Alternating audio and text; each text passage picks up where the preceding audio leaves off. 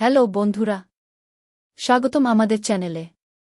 আজকের ভিডিওতে আমরা কথা বলব একদম বিলাসবহুল গাড়ি ব্র্যান্ড ল্যাম্বরগিনি নিয়ে। কিভাবে এই গাড়ি বিশ্বের সবচেয়ে বিখ্যাত এবং আকর্ষণীয় গাড়ি ব্র্যান্ডগুলির মধ্যে একটি হয়ে উঠেছে। চলুন জেনে নেওয়া যাক ল্যাম্বরগিনির ইতিহাস।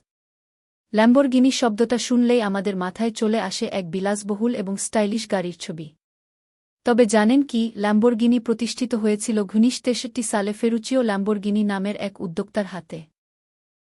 তিনি ছিলেন একজন সফল ব্যবসায়ী, যিনি প্রথমে ট্রাক নির্মাণের ব্যবসা শুরু করেছিলেন।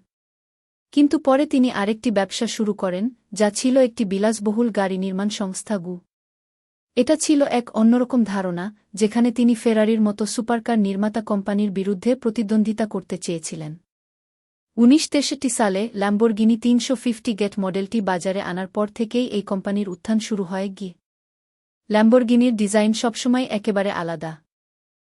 তাদের গাড়িগুলির চমকপ্রদ, আক্রমণাত্মক ডিজাইন এবং অসাধারণ পারফরম্যান্সের জন্যই এটি এত জনপ্রিয়। একটি ল্যাম্বরগিনি গাড়ি শুধু একটি গাড়ি নয়, এটি এক ধরনের স্ট্যাটাস সিম্বল গো। এই গাড়িগুলোর ইঞ্জিনের ক্ষমতা, গতির দিক দিয়ে এবং চমৎকার ট্র্যাকশন কন্ট্রোল সিস্টেমের জন্য ল্যাম্বরগিনি সবসময় সবার আগে থাকে। V10 বা V12 ইঞ্জিনের কারণে এই গাড়িগুলির এক্সিলারেশনও অত্যন্ত দ্রুত। এই ব্র্যান্ডের একটি গাড়ি যারা কিনেছেন, তাদের মধ্যে পৃথিবীর সবচেয়ে বড় সেলিব্রিটি, খেলোয়াড় এবং ব্যবসায়ী ব্যক্তিরা আছেন।